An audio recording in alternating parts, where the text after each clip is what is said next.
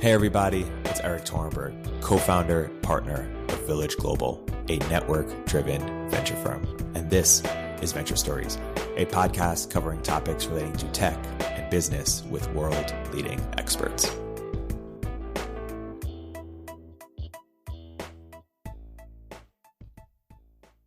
Hey everybody, welcome to another episode of Venture Stories by Village Global. I'm here today with my very dear friend, Dani Grant, an analyst at USV, and we're here to talk about education. Dani, welcome to the podcast. Hey Erik. Erik, I brought you a question. Please.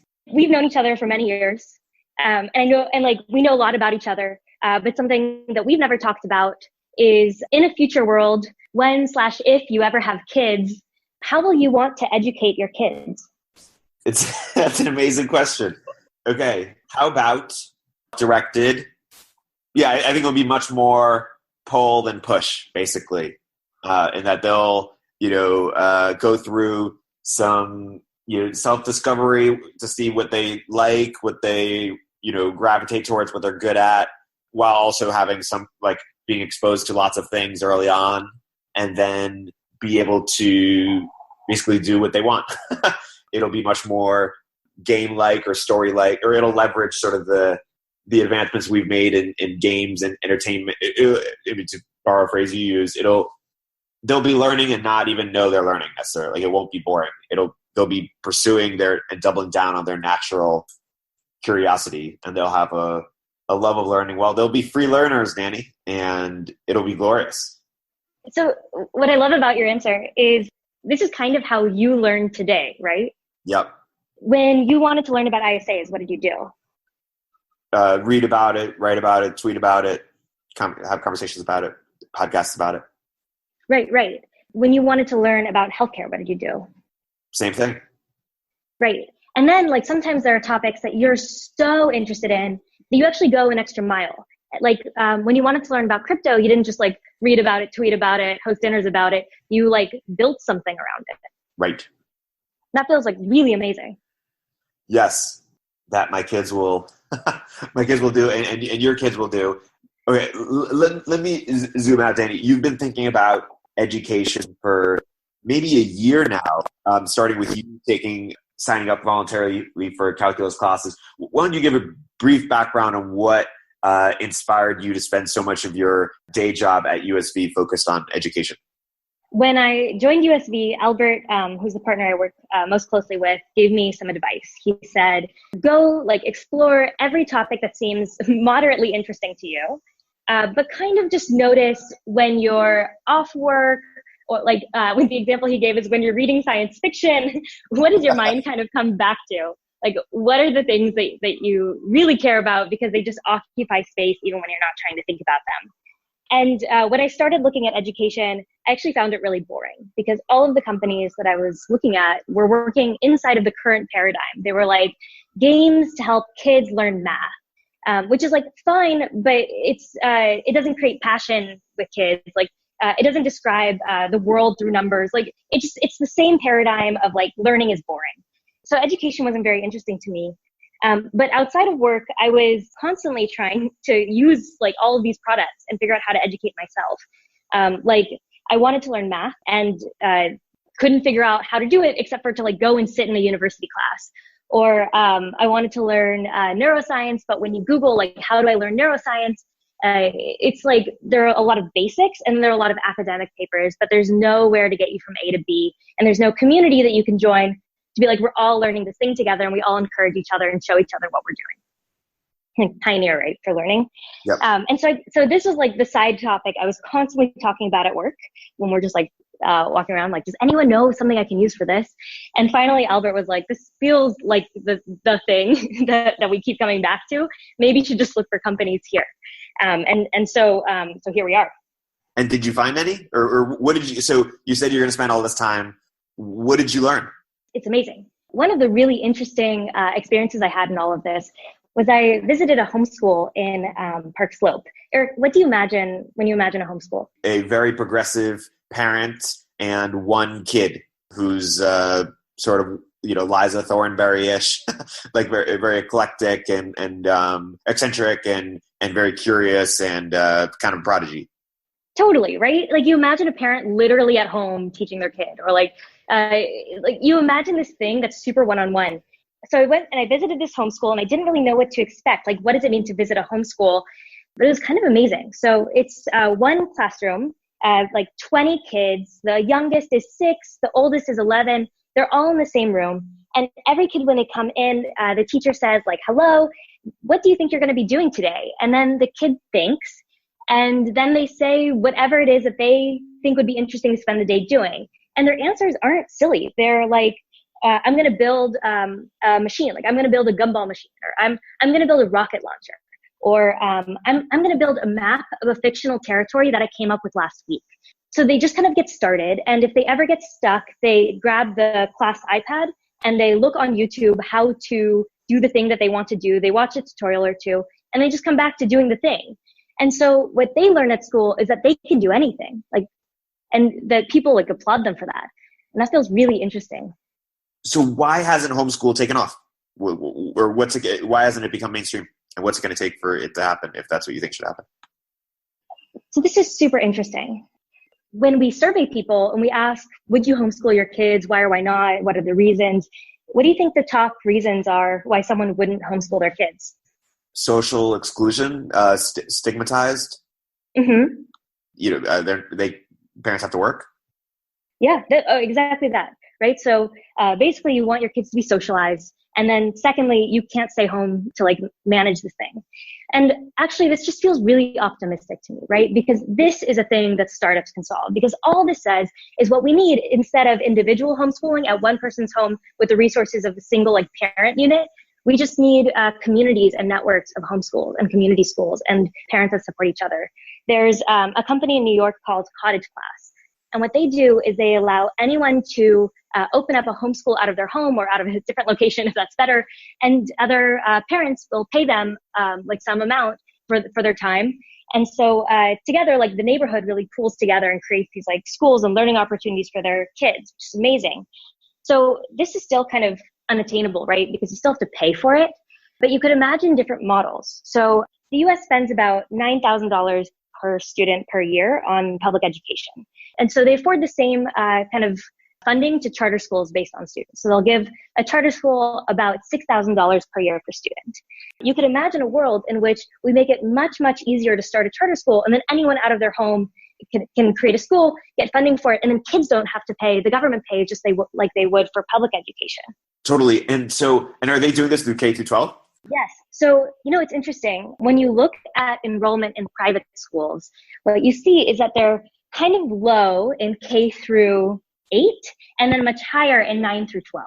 And I think that's because of the like really strong force college has on all of the decision making in like a child's life. Like parents are literally choosing where to live based on what will get their kids into Stanford. And so I haven't seen numbers around this. My guess would be that homeschooling is much more prevalent in younger years, but then in high school years, parents want their kids to look quote unquote normal. Let's start with K-12 and then we'll go to college. What do you think are the paradigms, or what is the paradigm that is something we should change about how we view K through 12 education? Like what is the most harmful paradigm we hold about it, or belief that you think we should change? Well, can you tell me about your experience in school? Like, were you a good student? Did you ever? No, I hate school. I'm like, burn this place down.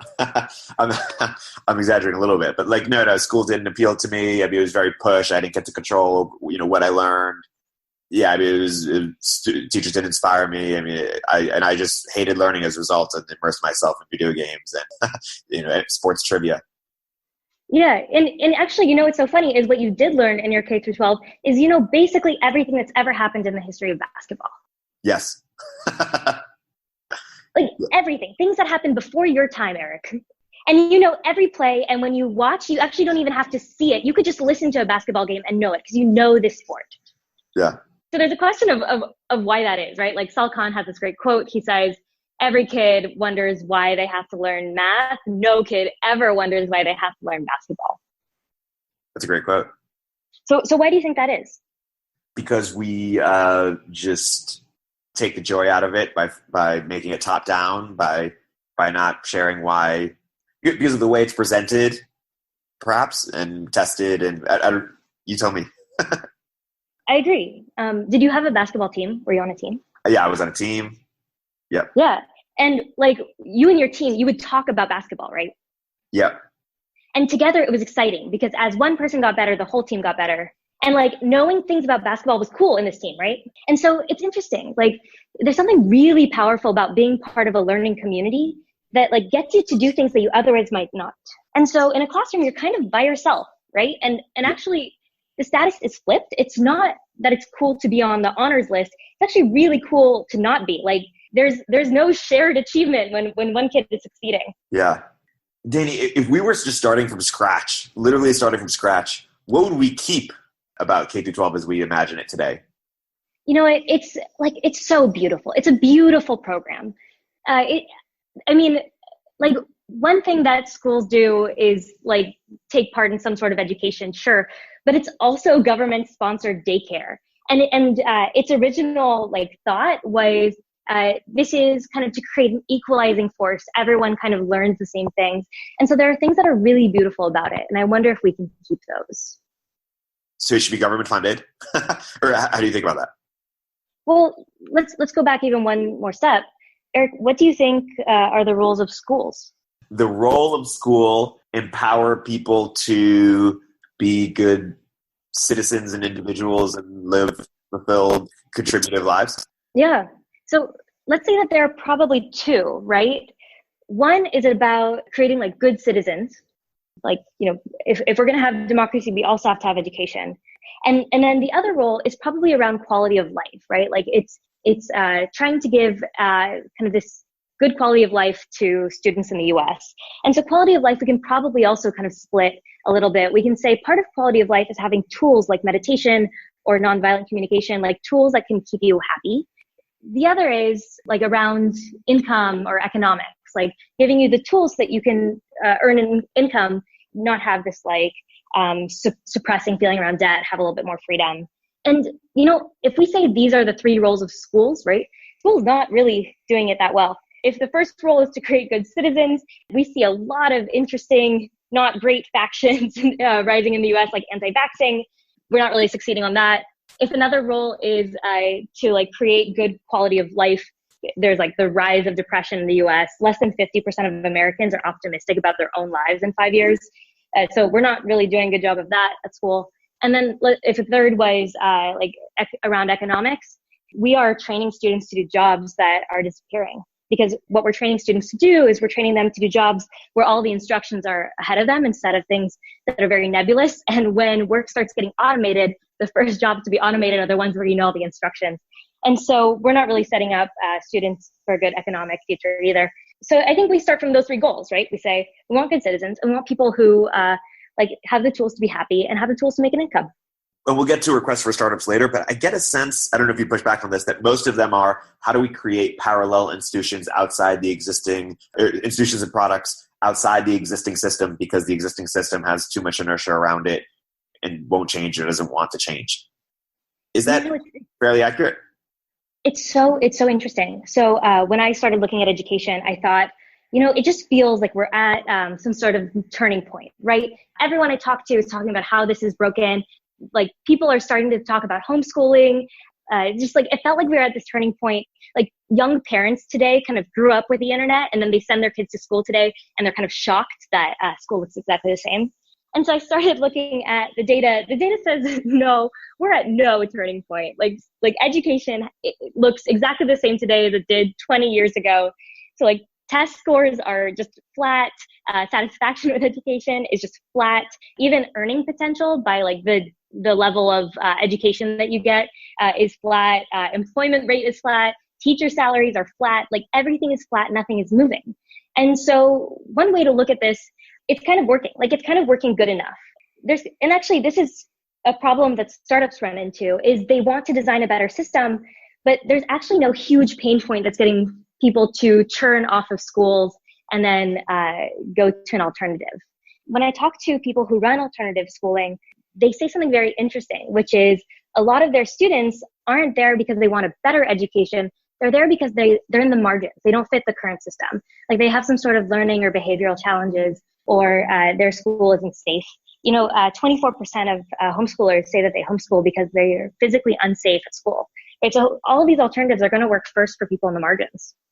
You wrote about in your deck that the role of school will change from a place where students are taught a core essential curriculum to a safe space they can go all day for free where they're encouraged to pursue their curiosity and interests.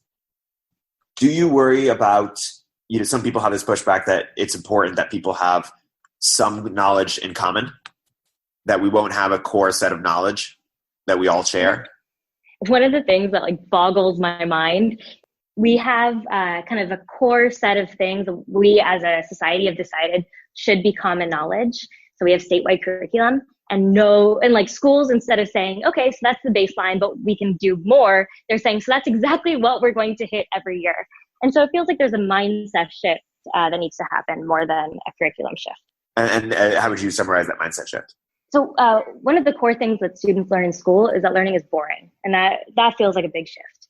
But, there are teachers who are helping kids do real things that aren't boring, that feel important, and they feel like they're part of something, help them love attaining knowledge, right? So there is a teacher, Cesar Harada in Hong Kong. He and his kids who are so young, put together prototypes for robots that sense plastic and different levels of chemicals in the oceans. And they are just creating these prototypes, right, as a class, but then they publish those prototypes and other people who are researchers and scientists go and build the thing and see if it works. These kids are learning a ton, right? But they're not sitting and getting all the facts. Or Jonah Peretti, before he started BuzzFeed, was a computer science teacher. And he taught sixth graders and they weren't learning for loops. They were building virtual worlds together. Each student would create a part, or they would be kind of creating posters to protest things in their town and sending it to the mayor. And teachers are doing this. Just how do we get this to everyone, And I think we need systems and we need communities for that. Systems and communities. So here's one of the really interesting things in education. If you're a VC and you're looking at any category, right? So you're looking, you're trying to figure out what's next. And so they're kind of places to look, right? So when people talk about machine learning or crypto, they're kind of looking at where talent is going, because in those spaces, talent is ahead, right? Or if a VC is looking at gaming, they're looking at Korea, because in gaming, Korea is ahead. And so the question is, well, who's ahead in education? And there's a good argument to make that the real innovators in education, who we should be watching, are religions. So there were madrasas, free public education before there were free public schools, There was a free printed Bible before there was a there was a printed Bible before there was a printed encyclopedia. The first universities were converted from mosques. Religions are kind of the innovators here. And so when we look at what sort of future systems might we have, it's kind of interesting to see, well, what are religions doing? And what are they doing? What can we learn and adopt and take from what they do well? I was at a synagogue last week watching them do this big online class. And it was so interesting. So they had a few hundred people actually at the synagogue taking class, but then they had several hundreds more just zooming into the class online. And some people were zooming in just by themselves, and some people were in groups in their cities zooming in together, and anyone could raise their hand. And so they're doing these big online classes, 1,000 people that are interactive in their community. And so it's interesting. It's religions are kind of ahead in education, and we have these big online churches before we have big online universities. Totally. So do you want more religions? Or what is, when you say it's systems and community, what does it look like practically? I think the important thing here is people innovate when they have a need. So religions thrive off of the spreading of knowledge. They need to educate in order to exist. And so they have a huge need to do so. So they're constantly innovating. And so it's a great place to look and see, well, how do people learn? What is the future of learning? Do you think that in some way, religions are sort of market-based in that people can sort of leave at any time, or it's not state-based, it's not mandatory, or as much as government-sponsored education is? We're talking about startups, but do you think from a macro perspective, education should be more market-based, there should be more competition within schools? I would love to see a world in which there's competition, who gets to educate your kids, that's kind of amazing. One of the things that it feels like we should talk about is there's already a ton of work, for the last, 15, 20 years happening and bringing education online. But in this conversation, we've talked about kind of the importance of communities in education. But if we look at, traditional education, like schools and universities, everything is community based. You're with other people. It's not alone. Like universities, especially, like the university you go to becomes part of your identity. Like you are part of this community. But then when you look at kind of new education, like, Khan Academy, like education on the internet, it's all isolated, or most of it is isolated. I think this just goes in waves, right? Like we start with like isolated education on the internet, and then it goes to communities and networks enabled by the internet. Yeah. Has anyone been able to combine the two in really effective ways? There are people doing really amazing things. One of the things that feels kind of an important description of why this is, the Carlota Perez framework? Yeah, but please explain it to the listeners.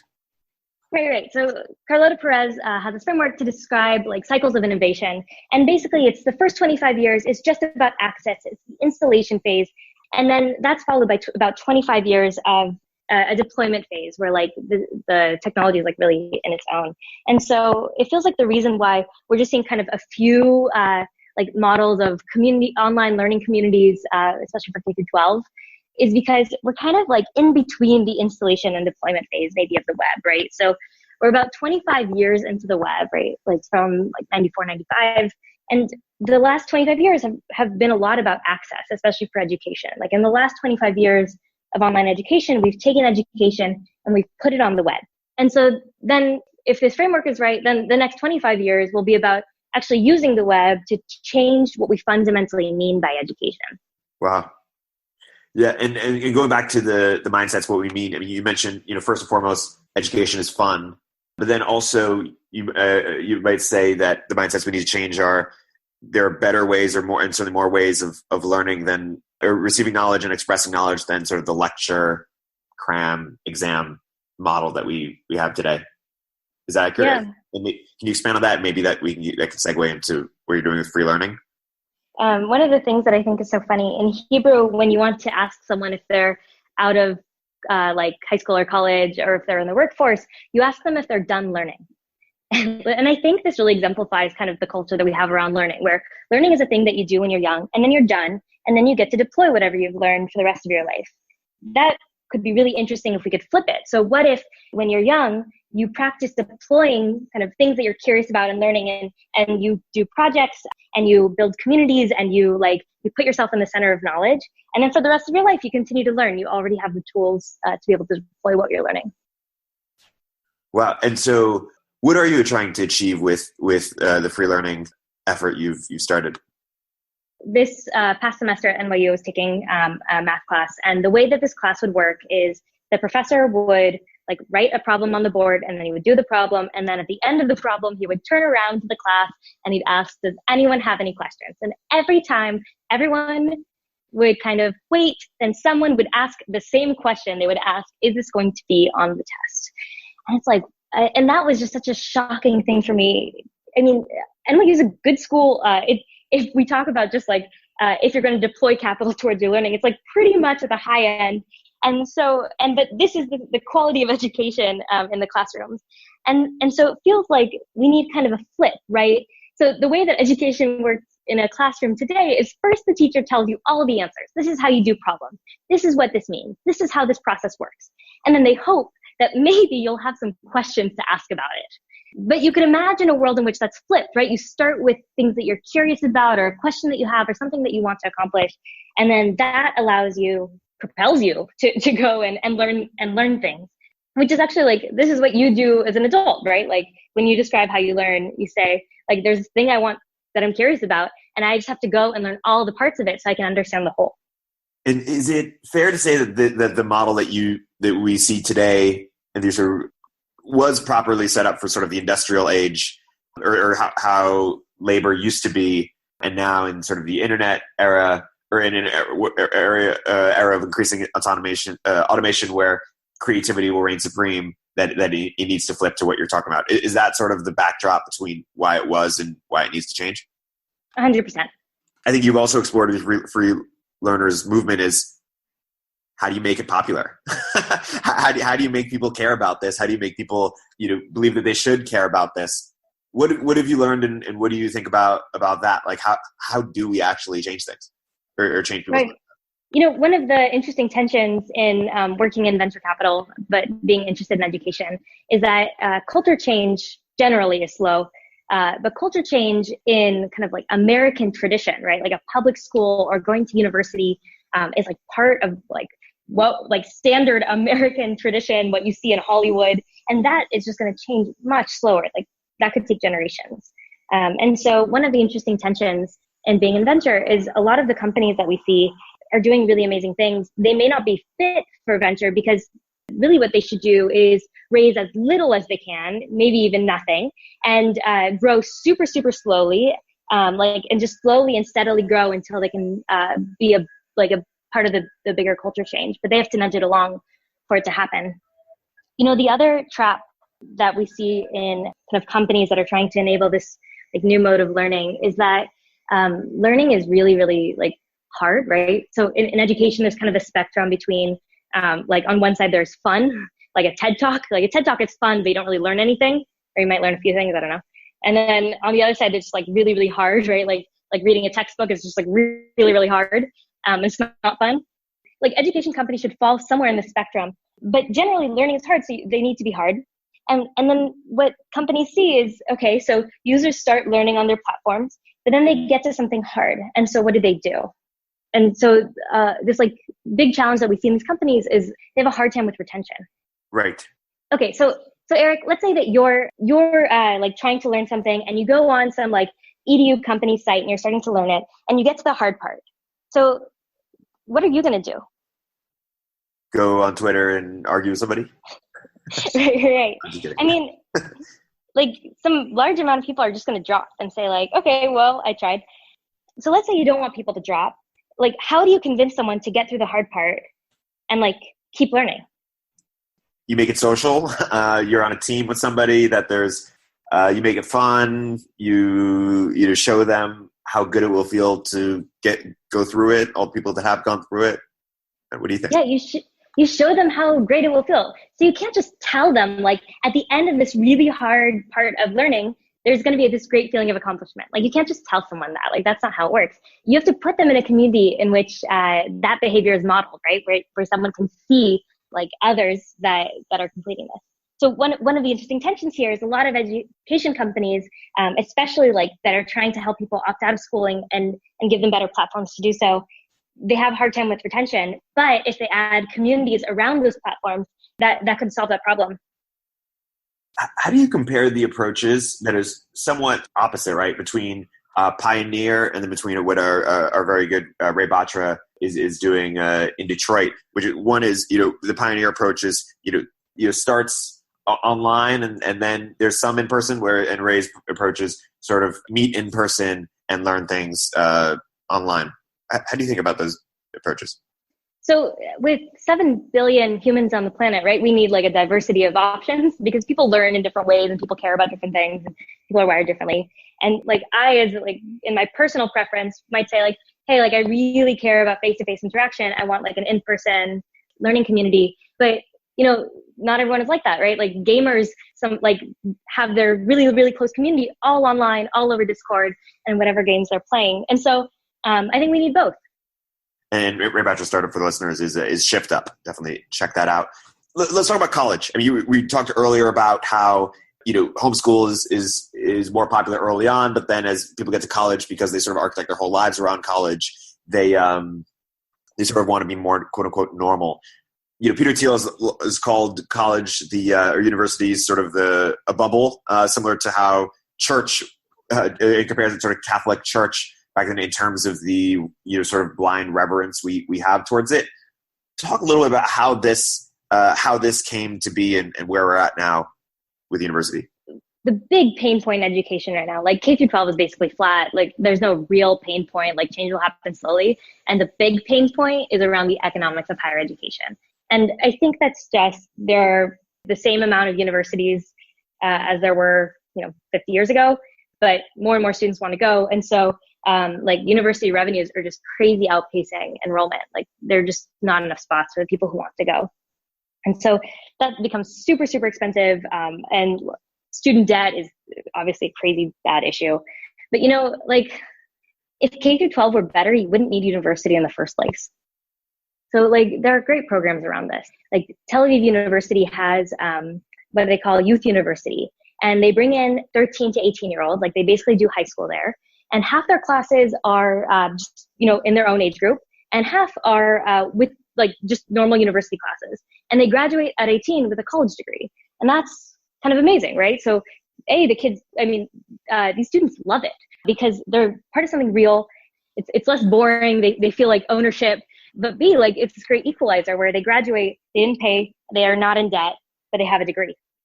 Peter G also comments how Harvard could, in theory, quadruple its enrollment, but it won't. And then he calls them a nightclub as a result. They're more focused on exclusivity than inclusion. What do you think about that? Right. What they're selling is prestige, right? We spend a lot of time thinking about kind of brands and the promises that brands make to their users. And so the promise that Harvard makes to its users is like you're part of this exclusive like stamp of approval more than they make the promise of you're going to learn a ton. So like, and that extends through all of Harvard's programs. Like why do people go to Harvard Business School? They go to join the mafia, right? They don't go to memorize equations. So what do you think this unbundling of credentialing or prestige will look like? We already see this today. The career path that it can kind of opt out of college the most is engineering. And that's because in engineering, credentialing is already figured out outside of college, right? GitHub is credentialing for developers. And the other place where you kind of see people being able to opt out of college is designers, right? Because Behance and Dribbble have solved credentialing for designers. And so there's a question of like, well, what will solve credentialing for everyone else? So I really like David Perel's project. He teaches people how to utilize Twitter and blogging and just writing and help them credential themselves using existing networks. And that feels like really innovative. Yeah. I want to get to your request for startups. But first I want to zoom out. And you were talking about how so little has changed in education. EdTech has been such a dog industry for VCs for a long time. So what has changed though? Like why does OutSchool exist now and didn't exist 5 years ago or Brilliant or some of these companies? Like why is now the time? It's a good question. A lot of these companies depend on another thing being there. So for example, OutSchool depends on really high fidelity video calling, and that's new, right? So like you couldn't have done that. But I also think that culture shifts over time.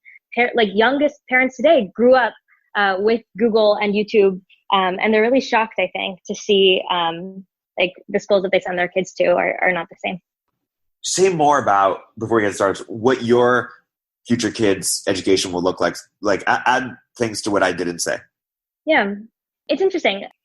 I mean, if I could design an education for myself, I would focus less on what happens during the education and more about who is like surrounding. Right. So you want like really like creative, inspiring role models around you, whether they're like, quote unquote teachers or if they're like fellow students. I think that's something that we don't talk about, but feels like something that's transformative. The other thing that I'd be excited about is this idea of go do things rather than go study. That feels really interesting to me. Yeah, it's going to be interesting why, more companies don't get involved. I mean, I know there's some legit fears around that, but like when I was, in high school, it was just me and the teachers, but I never really interfaced with, all the people working at companies or other like parts of society. It was just very like isolated and siloed. Like, why do we wait for our first internship when we're like 19 years old to learn about what people do in the working world? Yeah.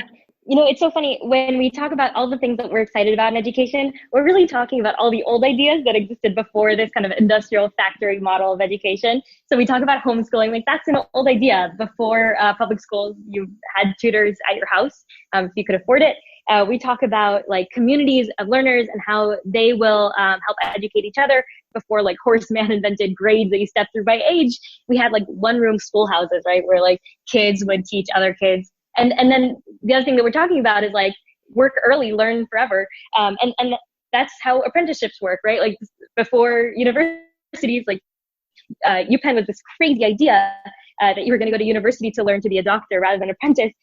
Like that's also the thing that we're excited about. So it's like all these old ideas of homeschooling and one-room schoolhouses and apprenticeships that like all of a sudden we're super excited about again. And so how does it play out? Basically, homeschooling will take off.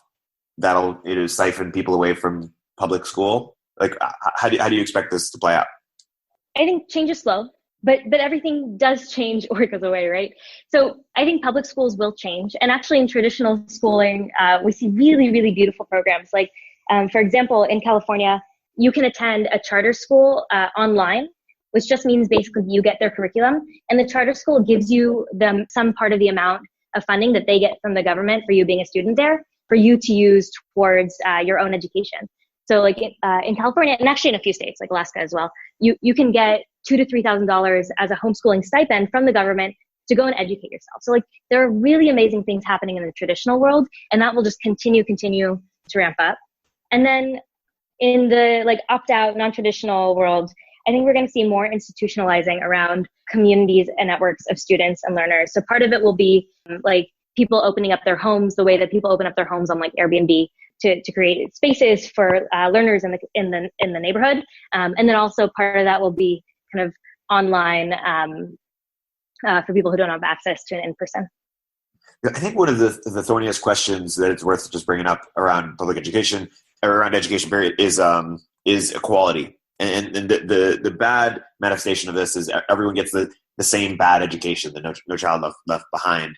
But there are legit concerns over, as it gets increasingly privatized in some sense, or as homeschool gets more popular, what that does to inequality. How do you think about that? So I think that's the core idea, right? Like we want to live in a world that is more equal, where everyone has access to like the tools to teach them how to be happy and how to be economically well off.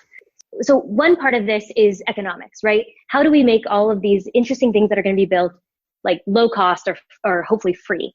And I think the model of stipend for students, if they're not going to learn in public school, just route those funds to the student themselves, choose their own adventure, feels very interesting. Another is, well, if your parents aren't home to like help you figure out how to educate yourself, right? Like you need a community. And so these like community networks are like a big part of that. And then there's this other part that isn't actually economics. It's just kind of awareness. Like you need to be so privileged, to like know that this is an option for you, and to be in a space where someone like offers you to pursue this like alternative route of schooling. And I think this is about publicity, and it's about telling stories, and it's about like putting this as part of the cultural norm. So with the last few remaining minutes, why don't we talk about some of the ideas you're most excited about in your request for startups, for the entrepreneurs out there that are looking to innovate in this space? Sure. There is like two categories of products that I'm excited about. One is, how do we get adults just keep learning and bring that into the culture?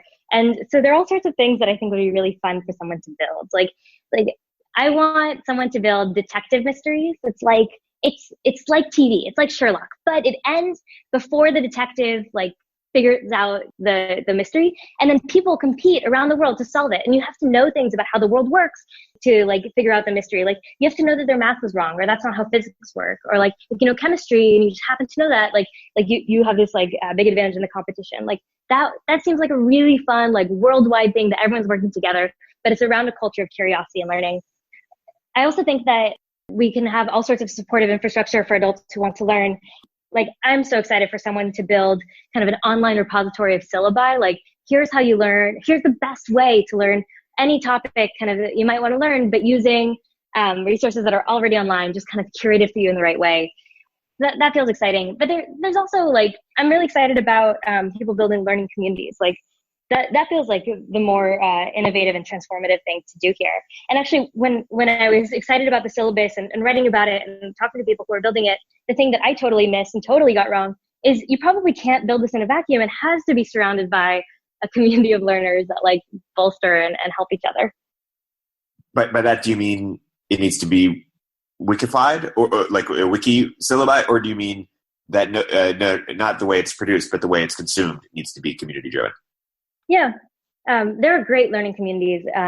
Like we've talked about Pioneer. It is a really good example. The Recurse Center is also a really great example. They call themselves an educational retreat. They're in New York.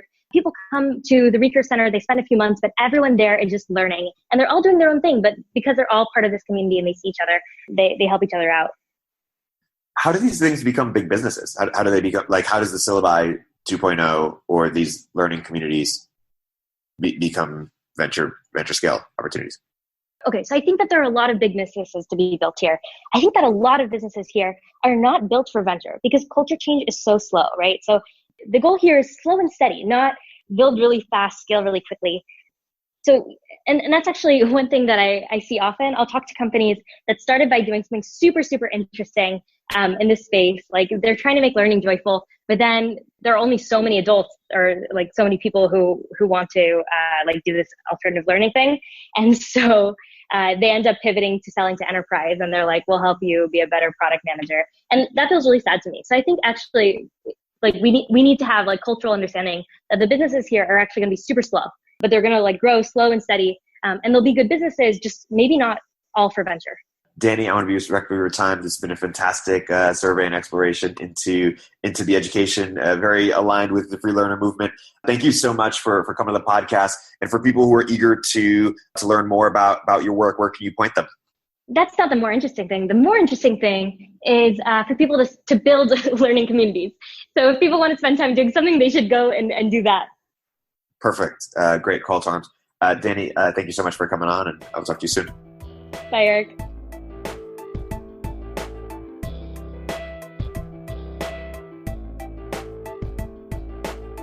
If you're an early stage entrepreneur, we'd love to hear from you. Please hit us up at villageglobal.vc/network catalyst.